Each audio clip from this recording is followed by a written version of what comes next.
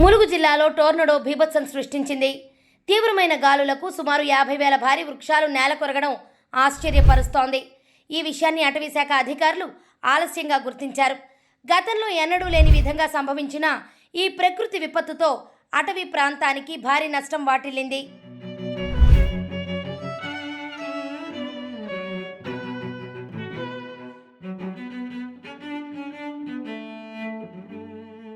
August 31 సాయంత్రం 6 నుంచి 7 గంటల మధ్య మేడారం ప్రాంతంలో భారీ వర్షంతో పాటు బలమైన ఈదురుగాలులు వీచాయి.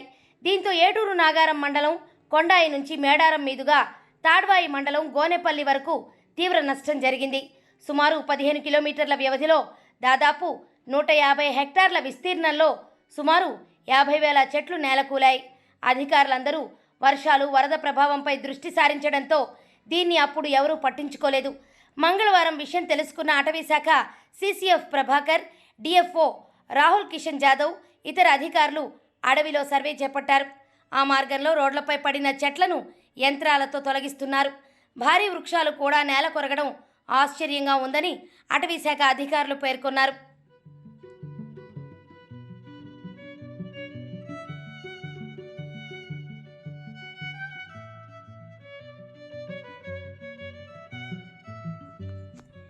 ఈ ఘటనపై మంత్రి సీతక్క ఆవేదన వ్యక్తం చేశారు.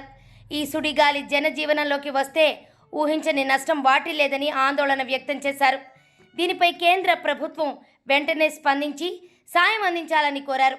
ఎన్నో వందల నాటి చెట్లు కూడా గాలులకు కూలిపోవడం ఆశ్చర్యపరుస్తోందని, ఆ ప్రాంతంలో భూమి పరీక్షలు నిర్వహించాలని సూచించారు. టోర్నడో కారణంగా జరిగిన నష్టాన్ని అటవీశాఖ అధికారులు అంచనా వేసి ప్రభుత్వానికి అందించాలని ఆదేశించారు.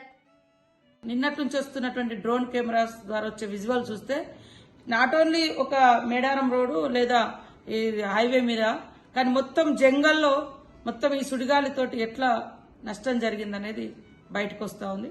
కాబట్టి సెంట్రల్ గవర్నమెంట్ ఇది ఒక ప్రత్యేక దృష్టి పెట్టి ఈ మళ్ళీ రీప్లేస్ చేసుకోవడానికి, అది నేషనల్ మన wild life area, wild life sanctuary అది. సో దాన్ని రకరకాల మంచి వనమూలికలకు కూడా ఎఫెక్ట్ అయింది. 100 ఏళ్ల నాటి చెట్లు కూడా మనం కోల్పోవడం జరిగింది. ఆ ప్రాంతాన్ని మరి ఇక్కడటువంటి కిషన్ రెడ్డి గారు, అదే సెంట్రల్ మినిస్టర్ గారు బండి సంజయ్ గారు ప్రత్యేక చొరవ తీసుకొని ఆ ప్రాంతాన్ని రీప్లేస్ చేయాలి, మళ్ళీ వాటికి నిధులను శాంక్షన్ చేయాలి. అదే కాకుండా దాని మీద ఒక పరిశోధన జరగాలని కోరుతా ఉన్నాం. ఇటు రాష్ట్ర ప్రభుత్వం నుంచి కూడా తప్పకుండా సీఎం గారి దృష్టికి నిన్న ఈ చెట్లు పడిపోయిన దృష్టి తీసుకెళ్లినాము. కానీ ఇంత అయిందనేది క్లియర్గా పిక్చర్స్ మాకు డ్రోన్ కెమెరాల ద్వారా తెలిసింది. సో ఇది కనుక ఊర్ల మీదకి వచ్చుంటే దాని ఎఫెక్ట్ ఒక కొండపర్తి అనేటువంటి కొండపర్తి విలేజ్ మీద రావడంతో ఒక 5-10 ఇండ్లు డ్యామేజ్ అయితే వెంటనే నేను, కలెక్టర్ గారు, ఎస్పీ గారు, స్థానికంగా ఉన్నటువంటి మండల స్పెషల్ అధికారులు మేమందరం విజిట్ చేసి వాళ్లకు సపోర్ట్ చేసి కొంత ఆర్థిక సాయం, కొంత సాయం మేము అందుబాటులో ఉన్నంత మేరకు మేము అక్కడ లోకల్గా నిన్న కూడా చేయించడం జరిగింది.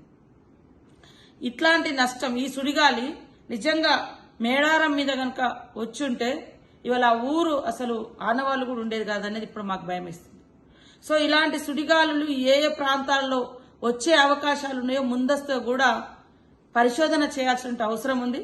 ఫారెస్ట్ శాఖ వారికి కూడా ఇది తెలియజేయడం జరిగింది. ముఖ్యంగా సెంట్రల్ గవర్నమెంట్ ఇది ఫారెస్ట్ శాఖ మీ పరిధిలో ఉంది, అదేవిధంగా వైల్డ్ లైఫ్ సాంచురీగా కూడా ఉంది ఏటూరు నాగారం.